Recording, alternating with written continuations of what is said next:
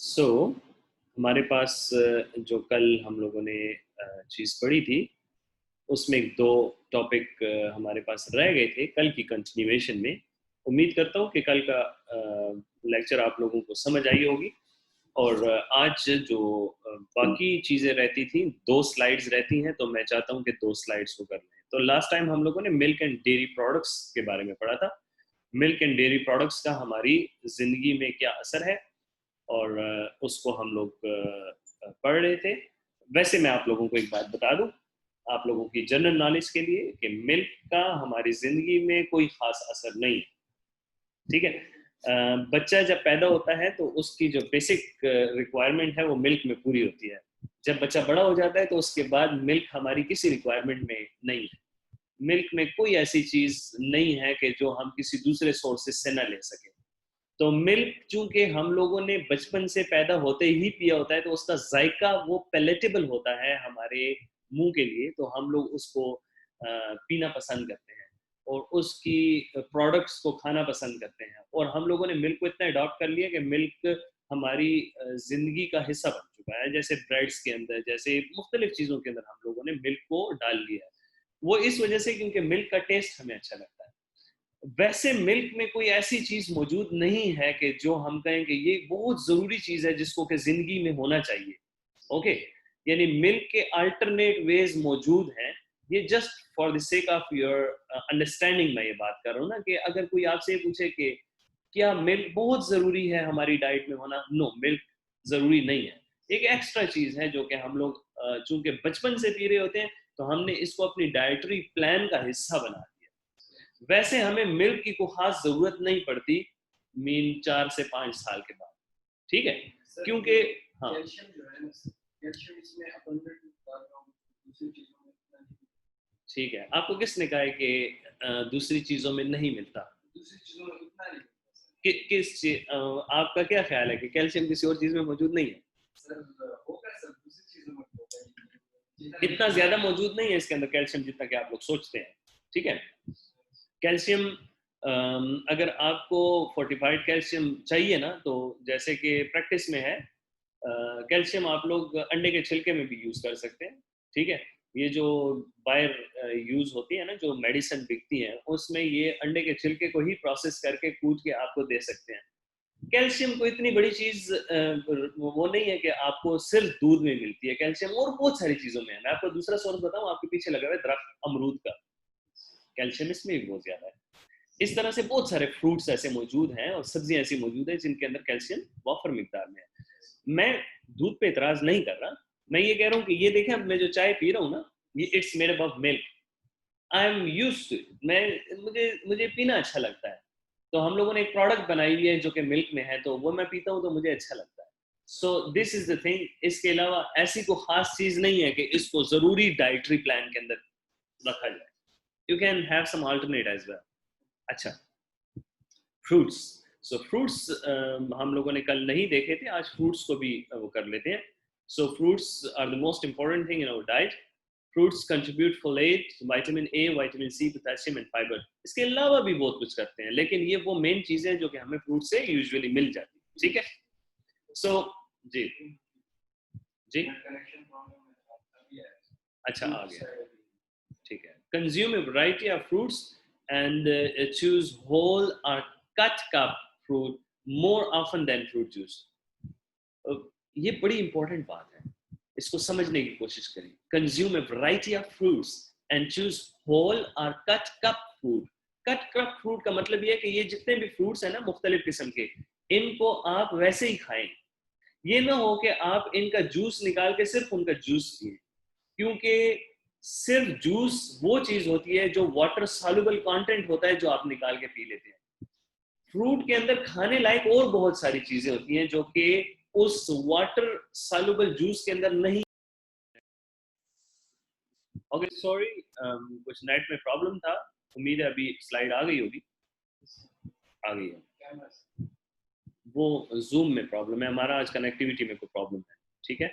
So I am sure कि ये slide जो है तो आपको नज़र आ रही होगी। अगर नहीं आ रही तो मैं दोबारा से शेयर कर, नहीं आ रही?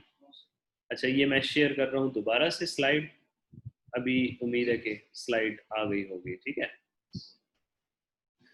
सो फ्रूट्स के बारे में मैं आपसे कह रहा था कि ऐसे नहीं हो सकता कि आप लोग जस्ट जूसेस के ऊपर वो करें, फोकस करें। फ्रूट का जो जूस एक्सट्रैक्ट किया जाता है वो जस्ट उसका वाटर सॉल्युबल कंटेंट होता है, कनेक्शन इज अनस्टेबल टुडे। सो अगर आप होल फ्रूट खाएंगे ना, अच्छा मैं समझा रहा हूँ एहसान, अभी आपको आवाज आ रही है मेरी एहसान? एहसान मेरी आवाज आ रही है?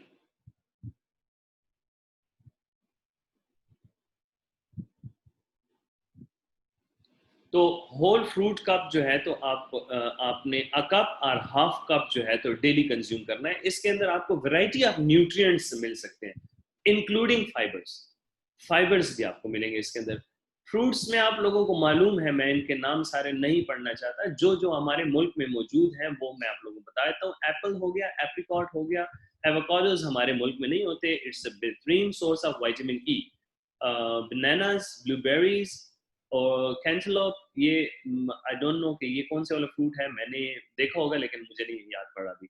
चेरीज हो गए, ग्रेप फ्रूट्स हो गए, ठीक है। और ग्रेप फ्रूट चकोतरा होता है, बड़ा सा एक तर्ज सा होता है, ठीक है। ग्रेप्स हो गए, गुआवा हो गया, अमरूद जिसे कहते हैं, हनी ड्यू हो गया, कीवी, कीवी भी आप लोग जानते हैं, मैंगोज और nectarines, I don't know, oranges, papaya, peaches, pears, pineapples, plum, raspberries और स्ट्रॉबेरीज और टेंजरीन्स बोलते हैं छोटे छोटे उनको, ऑरेंजेस को, छोटे ऑरेंजेस होते हैं, किन्नू की तरह होते हैं, इनको टेंजरीन्स बोलते हैं, ठीक है। तो वाटरमेलन और ड्राइड फ्रूट जैसे कि डेट्स, फिग्स, प्रून्स और रेजिन्स जिसको कि मेवा जात बोलते हैं, प्रून्स मीन आलू बुखारा वो जो होता है, ठीक है। और 100% फ्रूट जूस। 100% फ्रूट जूस का मतलब है कि उसके अंदर मजीद कोई चीज ना हो, 100% जूस ही हो। ये फिर कौन लाइन मार रहा है, ठीक है, लाइन ना मारे बच्चे। Limit these fruits that contain solid fats, और इनको नहीं खाना जो कि आपके पास ये वाले फ्रूट्स हैं, जैसे कि लिमिट करना है, इनको नहीं खाना। ये नहीं है कि जहर है, लेकिन इनके अंदर आपको एडिशनल चीजें मिल रही हैं जो कि आपको नहीं चाहिए। केन्ड और फ्रोजन फ्रूट्स इन सिरप, जूसेस, पंचेस। पंच बोलते हैं, एक फ्रूट पंच होता है जो कि पैकेट्स के अंदर मिलता है अक्सर, और उसके अंदर डिफरेंट वैरायटी ऑफ फ्रूट्स होते हैं with added sugar and some जायके। और fruit drinks and added sugar, fried, ठीक है, प्लांटेन्स। फ्राइड प्लांटेन्स बोलते हैं, केला होता है एक अफ्रीका का, उसको फ्राई करके खिलाया जाता है, तो वो उसके अंदर फैट्स भी आ जाते हैं, उसके ऊपर कोटिंग्स भी होती हैं, उसके ऊपर चीनी भी होती है। तो इसकी जो रिकमेंडेशन है वो ये है मेरे भाई, ये देखें, ये जो है ये रिकमेंडेशन है कि आप लोगों ने फ्रूट कितना खाना है। ये ना हो कि आप लोग फ्रूट की रेडी के ऊपर जाके खड़े हो जाएं और रेडी खाने लग पड़े। 1 cup of fruit every day, 1 cup fresh frozen और can fruit, half cup of dried fruit. Dried fruit ज्यादा नहीं खाना, उसकी वजह क्या है, ड्राइड फ्रूट के अंदर से पानी निकाल दिया जाता है। जब डिहाइड्रेट हो जाता है ना, तो अगर 10 किलो फ्रूट लिया जाए और उसमें से पानी निकाल लिया जाए, the most of the content in organisms, every organism is water, तो वो 10 किलो से रह जाता है 2 किलो। तो जब आप 2 किलो लेते हैं ना, तो वो 2 किलो की जो एनर्जी होती है ना, वो 10 किलो के बराबर ही होती है। तो हाफ कप ड्राइड फ्रूट आपके लिए रोजाना बहुत है, और 1 कप ऑफ 100% जूस, ये भी ठीक है, ठीक है। पाकिस्तान में 100% जूस सिर्फ वो गन्ने का मिलता है, वो भी बाजार में धोखे से होता है, क्योंकि उन्होंने भी नीचे पानी वगैरह डाला होता है। बाकी कोई भी 100% जूस पाकिस्तान में नहीं मिलता। अच्छा, वेजिटेबल्स, आप लोगों को मालूम है what vegetables contribute is that folate, vitamin A, vitamin C, vitamin K, vitamin E, magnesium, potassium and fibres. यानी मिनरल्स और विटामिन्स आपको ज्यादा मिलते हैं, साथ में फाइबर्स मिल जाते हैं। नो डाउट मैं इसमें प्रोटीन्स और कार्बोहाइड्रेट्स और लिपिड्स का नाम नहीं दे रहा, इसमें वो सारी चीजें मौजूद हैं। ये उनसे अलग बात कर, एडिशनल बात कर रहा हूँ कि what vegetables can give you, ठीक है। So consume a variety of vegetable each day and choose from all 5 subgroups several times a week. नीचे सब ग्रुप्स हैं, इनमें से आपने वैरायटी ऑफ फूड को, एक एक चीज को उठाना है। ये देखिए नीचे जो है 4-5 पैराग्राफ्स हैं, 4 पैराग्राफ आप देख रहे हैं नीचे। ये एक अलग पैराग्राफ है, ये अलग है, ये अलग है, ये अलग है और ये अलग है। अब इनको कैटेगराइज किया गया इनके न्यूट्रिएंट कंटेंट्स के ऊपर, जैसे dark green vegetables, red and orange vegetables, starchy vegetables, legumes और अदर वेजिटेबल्स। तो इन सारे ग्रुप्स में से एक एक वेजिटेबल आप अगर खाएं तो ये बेहतर है। ये ना कि आप सिर्फ स्टार्ची वेजिटेबल के ऊपर ही फोकस करें, जैसे कि मेरी अम्मी अक्सर करती हैं, रोजाना आलू पका लेती है, ठीक है ना। तो हम लोग कहते हैं अम्मी आप हर रोज आलू पकाती हैं, ठीक है ना। तो कहती हैं कि खैर ये आलू अच्छा होता है, ठीक है, लेकिन ये इतनी अच्छी चीज नहीं है। तो आप देखेंगे स्टार्ची फूड के अंदर रोजाना पोटैटो खाना, और बनने से पोटैटो बन जाता है, ठीक है ना। So we have to shuffle these things, और we have to mix these things every day, ठीक है। थोड़ा सा स्टार्च लेना है, थोड़ा सा ग्रीन वेजिटेबल में ब्रोकली लेना है, ठीक है, लीफी ग्रीन वेजिटेबल साग लेना है, ठीक है, और कहते हैं कि केल लेना है, मस्टर्ड ग्रीन्स लेने हैं, और स्पिनिच लेना है, टर्निप ग्रीन्स लेने हैं, वाटरक्रेस लेना है, ठीक है। और इसके अलावा कैरेट्स हैं, यानी कलरफुल वेजिटेबल्स भी लेनी है साथ में, कलरफुल, जिसके अंदर के विटामिन ए और दूसरे बीटा कैरोटीन्स वगैरह मौजूद होते हैं। कैरेट हो गई, कैरेट जूस, पम्पकिन हो गया, रेड बुल पेपर हो गया, स्वीट पोटैटोज हो गए, टमाटोज हो गए, टमाटो जूस हो गया, ठीक है। और लिग्यूम्स में फिर आप लोगों ने ब्लैक बीन्स, ब्लैक आइड पीस, ठीक है ना, मुख्तलिफ किस्म के किडनी बीन्स जिसको आप लोबिया बोलते हैं, ठीक है, और लेंटिल्स जिनको आप दालें बोलते हैं, महो दाल और चणों दाल, ये सारी की सारी, चणों दाल लेंटिल्स में नहीं आती, वो स्प्लिट पीस में आती है, और पिंटू बीन्स और सोया बीन्स और मुख्तलिफ किस्म की चीज़ें। ये जो तोफू का लफ्ज़ यहाँ पर इस्तेमाल हुआ है, असल में तोफू जो है ये सोया मिल्क से बनाया जाता है। ये पनीर की तरह होता है लेकिन सोया प्रोटीन होता है, अच्छा, ये सोयाबीन से निकलता है। ओके, तो limit these vegetables, baked beans, ठीक है, कैंडिड स्वीट पोटैटोज, ये लिमिट करना है, ये नहीं खाना। यानी ये ना हो कि आप समझ रहे हैं कि ये कैंडीज स्वीट पोटैटो जो मिल रहे हैं तो ये आपकी स्वीट पोटैटो वाली चीज को पूरा करें, no, these are additional things, आप लोगों को इसमें थोड़ा मुताबिक करना है, ठीक है। फ्रेंच फ्राइज नहीं लेने रोजाना, फ्रेंच फ्राइज खतरनाक है, पोटैटो सैलेड्स नहीं लेने, और रीफ्राइड जो है तो ये भी नहीं करना, ठीक है। ये आप लोगों की रिकमेंडेड वो है कि 1 कप ऑफ वेजिटेबल जो है तो उसमें आपने क्या करना है, 1 cup, cut cup raw cooked vegetable, raw और कुक्ड, वन और ये कप मशरूम का खुराक कैसा है? मशरूम, हर ठीक वक्त है जी, ये बिल्कुल सही है। Mushroom is totally a protein, इसको जमीन का गोश्त बोला जाता है, और इसके अंदर कुछ मिनरल्स भी होते हैं। तो आप कोशिश कीजिए कि कोई भी मशरूम उठा के ना खाएं, सिर्फ एडिबल मशरूम, जिनके अंदर के बटन मशरूम हो गया, ऑयस्टर मशरूम हो गया, और ये दो ज्यादातर आजकल मार्केट में मिलते हैं, ऑयस्टर और बटन, जो गोल कलर का, गोल सा होता है वाइट कलर का। ये ना हो कि आप लोग गांव में जा रहे हो और आप कोई मशरूम उठा के खा लें, and that mostly mushroom poisonous होते हैं, सारे एडिबल नहीं होते। जो एडिबल होते हैं उनकी बड़ी अच्छी क्वालिटीज होती हैं, but the only thing mushroom can give you is protein, and the other thing is minerals, ठीक है। तो मिनरल्स और प्रोटीन के लिए आप मशरूम खा सकते हैं, बिल्कुल बहुत अच्छी चीज़ है। और मशरूम को भी ज़्यादा पकाना नहीं होता, बस जस्ट वो कर लें, थोड़ा सा बेक कर लें तो खा सकते हैं।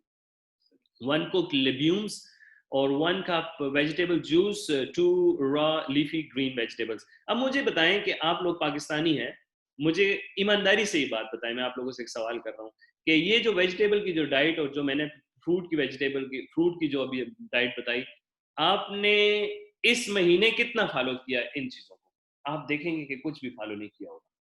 यानी हमारी सेहतें क्यों खराब हैं कि हम लोग उन स्टैंडर्ड्स को फॉलो नहीं कर रहे जो कि एक रिकमेंडेड चीज़ें हैं। 1 कप ऑफ रॉ वेजिटेबल किसने खानी है? कोई भी नहीं खाता। सिर्फ सलाद में ही थोड़ी बहुत हम लोग खा लें तो खा लें, वो भी बड़ी कम होती है। सो आदत डालें इन चीज़ों की जो मैं आप लोगों को बता रहा हूँ, ठीक है। सो अभी हम लोग दूसरे उसके पर आते हैं। एक एक एक ग्राफ देख लें, और ग्राफ देखने के बाद आपको मैं एक नए टॉपिक की तरफ लेकर आता हूँ, थोड़ा सा ध्यान से टॉपिक देखिएगा। ये एक ग्राफ है जिसके अंदर नीचे ग्रेन्स हैं, वेजिटेबल्स हैं, फ्रूट्स हैं, मिल्क है और प्रोटीन है। कहते हैं परसेंटेज ऑफ रिकमेंडेड अमाउंट, वो ये है, ये जो रेड कलर की लाइन लगी हुई है। और खाते हम लोग कितने हैं, वो इस तरह से खाते हैं, ग्रेन्स, वेजिटेबल, फ्रूट, मिल्क और प्रोटीन फूड। ये actual intake versus recommended intake है। तो ये तो मैंने आपको जो अभी ग्राफ बताया, ये तो डेवलप कंट्रीज का बनाया गया है, ये यूएस डिपार्टमेंट वालों ने बनाया है। तो आप सोचें कि पाकिस्तान का अगर बने तो कैसे बनेगा, पाकिस्तान का ग्राफ कहाँ आएगा। हमारे पास मेरा ख्याल है ये प्रोटीन फूड और भी ऊपर चला जाएगा, 150 से ज्यादा चला जाएगा। और फैट्स अगर हम लोग देखें, अगर यहाँ पर फैट्स को लगाएं तो वो 200 तक चला जाएगा ऊपर, ठीक है। और फ्रूट्स को तो थोड़ा सा और भी नीचे कर देते हैं। फ्रूट तो हम लोग बड़ा ओकेजनली खाते हैं, ठीक है ना, फ्रूट में तो बस हम लोगों की मौत है। हाँ, मिल्क 2 नंबर मिल्क हो सकता है कि इधर तक पहुंच जाए, ठीक है, 2 नंबर। और वेजिटेबल भी, गंदी वाली वेजिटेबल हैं वो भी इधर तक होती हैं। प्रोटीन ज्यादा है क्योंकि गोश्तखोर है हम लोग ज्यादातर। और ग्रेन्स भी आई थिंक इधर तक आएगा बस, इतने ज्यादा रोटी भी हम लोग नहीं खाते, ज्यादा गोश्त और कम रोटी के साथ खाते हैं हम लोग। तो देख लें कि हम लोग किधर हैं। ये आप लोगों के लिए एक सवाल है, ये सारे जो भी लिसनर्स हैं उनको उस खुद को देखें कि आप लोग कहाँ हैं, ठीक है। सो मैं अभी जाता हूँ एक नए टॉपिक की तरफ। दैट टॉपिक इज, ये देखो ये 2 मरतबा किसी ने लगा ली हैं, ये मैं डिस्कार्ड कर रहा हूँ इसको ताकि डिस्कार्डेड हो जाए। देखो ये जो बच्चा भी ये काम कर रहा है ये अच्छी बात नहीं है। अच्छा, ये टॉपिक है आज का इंतहाई अहम और एग्जामिनेशन पॉइंट ऑफ व्यू से बहुत ज़रूरी। डाइटरी रेफरेंस इंटेक्स, DRI इसे बोलते हैं। डाइटरी रेफरेंस इंटेक्स जो हैं इनको समझना ज़रूरी है, इनको समझना ज़रूरी है। Dietary reference intake DRI are estimation, estimation के स्पेलिंग मैंने गलत लिखे हैं, of the amount of nutrient required to prevent deficiencies and maintain optimal health. The DRI consists of 4 dietary reference standards. ये 4 नाम याद रखें बस, मैंने कल भी बताए थे। For the intake and nutrient designated for the specific age group, physiologic state and sexes. इसमें एज ग्रुप्स डिफाइन होंगे, कितने से कितने साल के बच्चे के लिए क्या चाहिए। फिजियोलॉजिकल स्टेट्स होंगी, एक्टिव है, मॉडरेट एक्टिविटी है या बहुत हैवी एक्टिविटी है। और सेक्सेस, मेल या फीमेल। फिर सेक्सेस के अंदर भी मेल फीमेल में मेल की अपनी कैटेगरी और सॉरी नेट का प्रॉब्लम है, हम लोग आज कंप्लेन कर लेंगे, इंशाल्लाह कल से नहीं होगा ये प्रॉब्लम। तो नाम याद रखें, एस्टिमेटेड एवरेज रिक्वायरमेंट ईयर, कान वाला year, estimated average requirement, recommended daily allowance RDA, adequate intake AI, और tolerable upper intake level जिसको TUIL भी बोलते हैं, UL भी बोलते हैं, दोनों टर्म्स इसके लिए यूज हो सकती हैं। तो ये 4 लफ्ज आप लोगों ने याद रखने, एग्जामिनेशन पॉइंट ऑफ व्यू से MCQs के लिए बहुत ज्यादा जरूरी है, इनको समझना भी जरूरी है। इनमें से एग्जाम आएगा, जिसने समझा वो इसका जवाब देगा, जिसने ना समझा वो नहीं दे सकता। Estimated average requirement RDA, AI और UL, बारी बारी देखते हैं कि क्या है, आसान है। Estimated average requirement क्या चीज है? Estimated average requirement is the average daily nutrient intake level estimated to meet the requirement of the 50% of the healthy individual in particular life stage and gender group. कहते हैं कि ये estimated average requirement जो होती है, ये scientific evidences को देखते हुए, जितने भी हमारे पास रिसर्चेस के बाद जो एविडेंसेस आते हैं, एक्सपेरिमेंटली जो चीजें आती हैं, कि 50% आबादी के लिए ये चीज बेहतर है। एटलीस्ट 50% लोग ये खुराक इतनी मिकदार में खा के हेल्दी रह सकते हैं, लेकिन सिर्फ 50% की बात कर रहा है। यानी ये साइंस का एक हुस्न है कि आपको एक चीज के बारे में पूरी इल्म नहीं है तो उसके बारे में आपको कहता है estimated 50%, like this is my cup of T. अब इसमें EAR होगा। साइंस कहती है कि अगर ये तरंग में पकी है, या ये मिल्क पैक में पकी है, या ये नेस्ले वाले उसमें पकी है, या ये ऑल्पर्स में पकी है, और इसके अंदर चाय की पत्ती का ब्रांड बदल गया, इसमें चीनी वाला ब्रांड बदल गया, तो मुख्तलिफ चीजें डिफरेंट हुई, जिसकी वजह से उन्होंने एक एस्टिमेट दिया कि ये 50% ऑफ द आबादी के लिए इतना बेहतर है। अब इसमें मजीद रिसर्च की जरूरत है।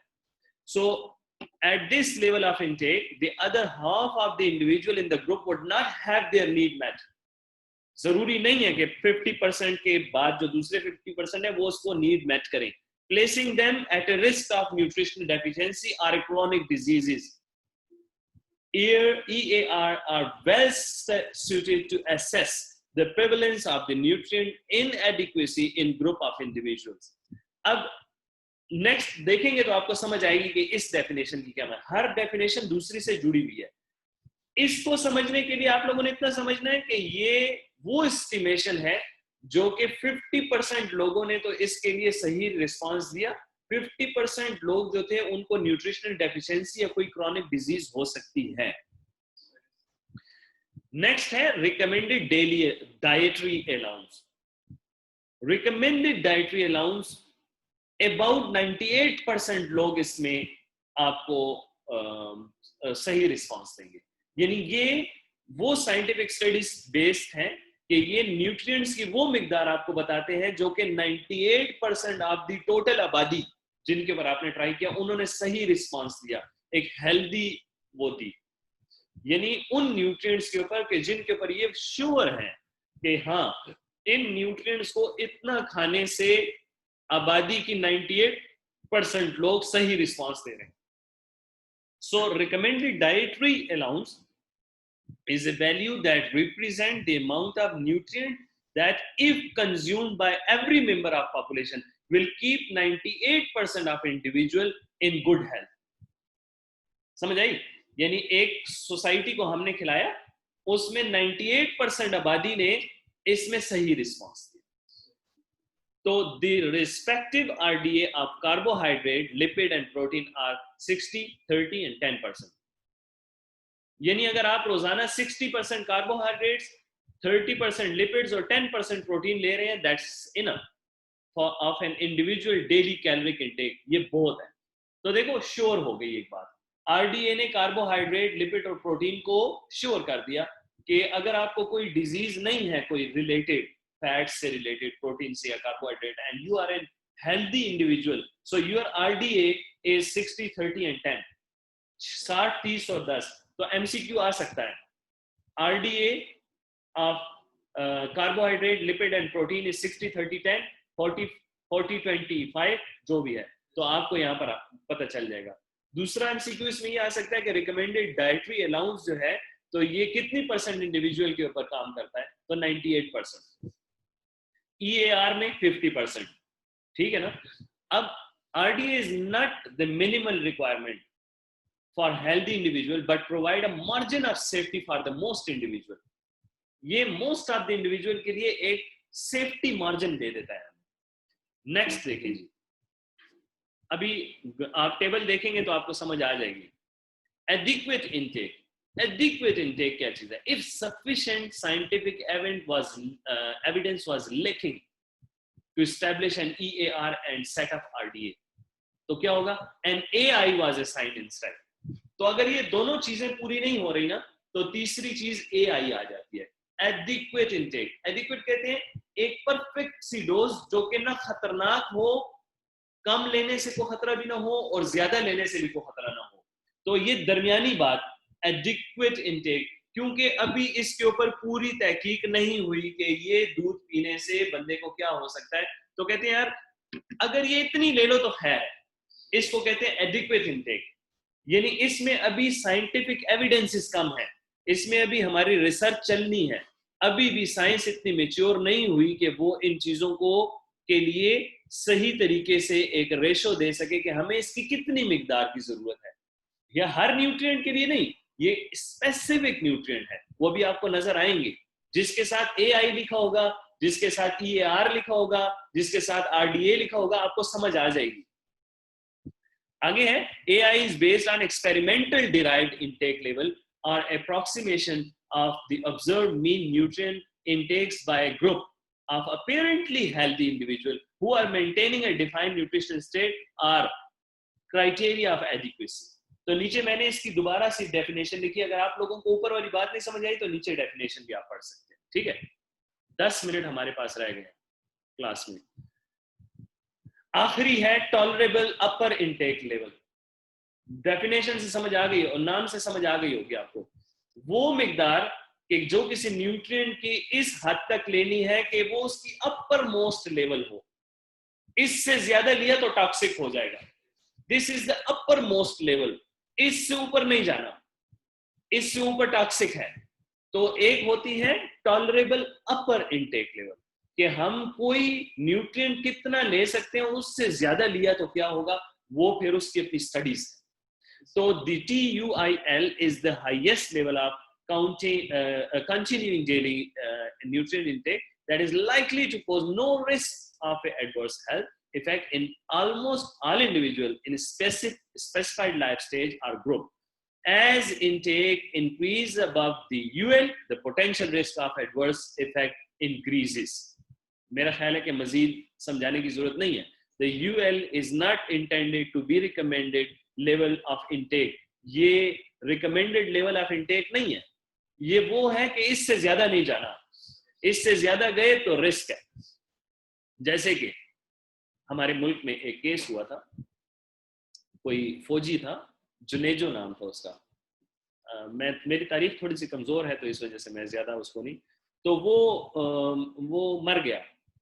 तो जब उसका ऑटोप्सी की गई, तो जब उसके सैंपल्स वगैरह ब्लड के लिए गए, तो उसकी जो डेथ कास्ट थी वो क्या थी कि वो किसी हकीम से कुश्ता खाता था और उसमें आर्सेनिक होता था, and he was using it for his own personal issues, so he was taking arsenic. Now arsenic is essential, arsenic ले सकते हैं, बड़ी थोड़ी सी मिकदार में हमारी बॉडी को किसी न किसी जरिए से मिल जाती है, लेकिन ये जहर है। अगर कोई हकीम आपको आर्सेनिक का कुश्ता खिलाने के लिए बैठ जाए ना, तो गए आप लोग। तो this is your upper intake level, तो वो अपनी अपर इनटेक लेवल से ज्यादा गया तो टॉक्सिक हो गया। लेड, आर्सेनिक और ये सारी चीजें जो कि हैवी मेटल्स में आती हैं, हैवी मेटल भी हमारी बॉडी की इनटेक के लिए जरूरी है, मगर इतनी नहीं। जैसे कि जिंक हमारी सेक्सुअल हेल्थ के लिए जरूरी है, मगर जिंक ये नहीं है कि आप जिंक लेके चाटने लगे कि मैं तो जिंक खा रहा हूँ। No, zinc in a very minute level, in micro और नैनोग्राम्स हमें चाहिए डेली इनटेक में। और अगर एक बंदा रोजाना जिंक खा रहा हो तो उसने तो मरना है। तो नेक्स्ट जाते हैं ताकि ज्यादा से ज्यादा चीज आपको समझ आ सके। So this is daily value for food level. तो ये लेवल मैं आपको जस्ट एक बता रहा हूँ ताकि आप लोगों का थोड़ा सा कॉन्सेप्ट बने आगे जाने के लिए, कि daily value for food level क्या है। कि अगर आप लोग फैट्स ले रहे हैं और उसकी अमाउंट इतनी है, तो ये आपकी कैलकुलेशन फैक्टर 35% आपकी लो कैलोरीज हैं, ठीक है। सैचुरेटेड फैट्स 20 ग्राम, कोलेस्ट्रॉल 300, ये इतना, ये इतना, ये इतना, ठीक है। इसके बाद विटामिन्स की हमारे पास करंट और प्रोपोज्ड दो चीजें हैं। करंट और प्रोपोज का सिर्फ एक मैं वो रेफरेंस देता हूं ताकि आप लोगों को समझ आए। करंटली हम लोगों की जो रिक्वायरमेंट है वो बायोटिन की 300 है माइक्रोग्राम, लेकिन प्रोपोज 30 माइक्रोग्राम है। यानी आने वाले दिनों में 30 माइक्रोग्राम के लिए प्रोपोजल दिया गया है, क्योंकि बायोटिन की इजाफे से हमारे जिंदगी के अंदर जो है तो वो कुछ नेगेटिव इम्पैक्ट भी पड़ रहा था। यानी ये वो चीजें कि फूड लेवल के ऊपर फूड फैक्ट्रीज को ये कहा जाता है कि आप लोगों ने इतने से ज्यादा नहीं डालना, क्योंकि लोग और सोर्सेज से भी बायोटिन ले रहे होते हैं। और अगर आप एक बिस्किट के डब्बे में भी 300 डाल दें कि ये रिकमेंडेड डाइटरी अलाउंस है, तो वो तो आप उसको टॉक्सिक लेवल के ऊपर जा रहे हैं, अपर लिमिट को भी क्रॉस कर जाएगा। So this is what they have suggested कि आप जो लेवल फूड लेवल है ना, जो कि खुराक बनाने वाले जो इदारे हैं उनको कहा जाता है कि आप लोगों ने इन लिमिट्स को फॉलो करना है, इनसे ज्यादा कुछ नहीं देना आप लोगों ने। ये ना हो कि आप एक ही डब्बे के अंदर बिस्किट इतने बनाएं कि वो इंसान की एक दिन की रिक्वायरमेंट पूरी कर ले, लेकिन वो सुबह और शाम और रात का खाना खाए तो इतना पेट उसका निकल है। आपने बात समझ गई? अच्छा, मैं आगे जाता हूं, ये बाद में बता देता हूं ताकि अच्छा इसको देख लें, आगे आप लोगों को एज अ रेफरेंस समझ आएगी। किलो कैलोरीज, ग्राम, मिलीग्राम, माइक्रोग्राम, IU, MgNe, इसको मिलीग्राम ऑफ नियासिन इक्विवेलेंट बोला जाता है, माइक्रोग्राम DFE है, डाइटरी फोलेट इक्विवेलेंट है। ये वो यूनिट्स हैं जो आगे यूज होंगे, तो आप इनको रिकॉल कर सकते हैं इस ग्लोसरी के जरिए, ठीक है। ये जो मैंने आपको आज लेक्चर दिया उसके समझाने के लिए ये स्लाइड है, इसको आप लोगों ने घर में बैठ के जरूर देखना है। आज मैं आप लोगों के साथ ये स्लाइड शेयर कर दूंगा। Estimated energy requirement EER, recommended dietary allowance RDA, adequate intake AI और water energy and energy nutrient। इधर देखें, ये मेल की एज लिखी हुई है, ये फीमेल की एज है, ये प्रेगनेंसी का first semester, second semester, third semester हो गया। सेमेस्टर कहते हैं, सॉरी सर, ट्राइमेस्टर, मैं आप लोगों के सेमेस्टर में फंस गया।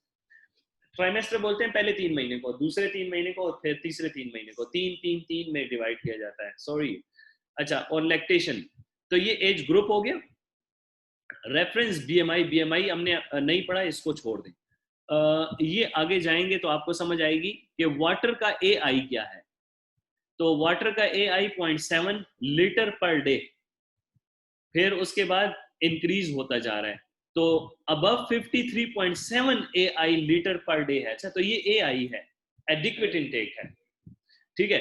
EER का क्या मतलब हो गया कि ये वही वाला EAR वाला ही है। तो मेल के लिए हमारे पास एनर्जी कितनी चाहिए, वो ये है। कार्बोहाइड्रेट्स कितने चाहिए, RDA है। देखो, अब कार्बोहाइड्रेट इज डिफाइंड थिंग, 98% आबादी ने यही दिया, तो RDA हो गया। उसके बाद टोटल फाइबर्स कितने चाहिए, तो AI, ये देख लें। तो फाइबर इतने बच्चे को नहीं चाहिए होते। अच्छा, आप इस बगोल का साथ छोटे बच्चे को नहीं पिला सकते। समझ आ रही है ना? अब आप लोगों का दिमाग खुलना शुरू हो जाएगा कि आप लोग क्या पढ़ रहे हैं, ठीक है। और टोटल फैट्स कितने चाहिए, छोटे बच्चे को इतने चाहिए, बड़े हो गए तो फिर कट कर दो, टोटल फैट्स चाहिए, लेकिन ये टोटल फैट्स की बात कर रहा है। आगे इसको ज्यादा मजीद वो करते हैं। लिनोलिक एसिड कितना चाहिए, आप समझ आइए, लिनोलिनिक एसिड कितना चाहिए, फिर प्रोटीन कितना चाहिए, और फिर इसमें प्रोटीन ग्राम पर डे कितना चाहिए, और ग्राम पर केजी पर डे कितना चाहिए। तो ये डिफरेंट है, इनको आप सही तरीके से पढ़ें। अच्छा, इनकी समझ डालें। मैं इसको आपको सिर्फ ये होमवर्क दे रहा हूँ, जिसको ना समझ आए मेरे साथ कल बात करें। देखें, ये दूसरी चीज देखें, अपर लिमिट है ये, अपर लिमिट एज और सोडियम। सोडियम की कितनी अपर लिमिट इन्फेंट के लिए चाहिए, नॉट। क्लोराइड नहीं। कैल्शियम कितनी चाहिए, क्योंकि बच्चे ने बड़ा होना है तो उसे कैल्शियम ज्यादा से ज्यादा चाहिए। देखो, फास्फोरस इसी तरीके से आपने ये देखना है, मिलीग्राम पर डे। मैंगनीज कितना चाहिए, कॉपर कितना चाहिए, सिलीनियम कितना चाहिए। अब सिलीनियम और जिंक, ये वो चीजें हैं कि जो हैवी मेटल्स में आ रहे हैं, ये आप लोग रोजाना आपको चाहिए कितना, माइक्रोग्राम में, मिलीग्राम में पर डे। कॉपर माइक्रोग्राम में। अब तांबा, कोई खा सकता है तांबा, लेकिन हमारे फूड के अंदर ये कॉपर मौजूद है, एक फ्रूट के अंदर या वेजिटेबल के अंदर या किसी और चीज के अंदर, ठीक है ना। तो नेक्स्ट स्लाइड देख लें, total upper intake limit for vitamins, समझ आई है, ये आप लोगों ने देखना है। अच्छा, और RDA and adequate intake of minerals, ठीक है। तो ये ग्राफ आपको मिनरल्स के बारे में बता रहा है। और इसके बाद आता है recommended daily allowance and adequate intake for vitamins, ठीक है। तो ये टेबल, चूंकि मेरे पास ऊपर टाइम कम है, तो ये मैं आप लोगों के साथ आज शेयर करता हूं। आपका होमवर्क है, इन टेबल्स को गौर से पढ़ें, इनको समझें कि क्या कह रहे हैं। आइडिया मैंने आप लोगों को दे दिया है, आज आप लोगों ने इनको घर में बैठ के स्टडी करना है कि ये मैंने आप लोगों के साथ क्या शेयर किया है। मैं आप लोगों के साथ मजीद कुछ चीज़ें भी शेयर करूंगा आपके अंडरस्टैंडिंग के लिए। होप कि आज का लेक्चर आप लोगों को समझ आ गई होगी। अगर किसी को नहीं समझ आई तो इंशाल्लाह वो मुझसे कल क्वेश्चन कर सकता है। Thank you very much.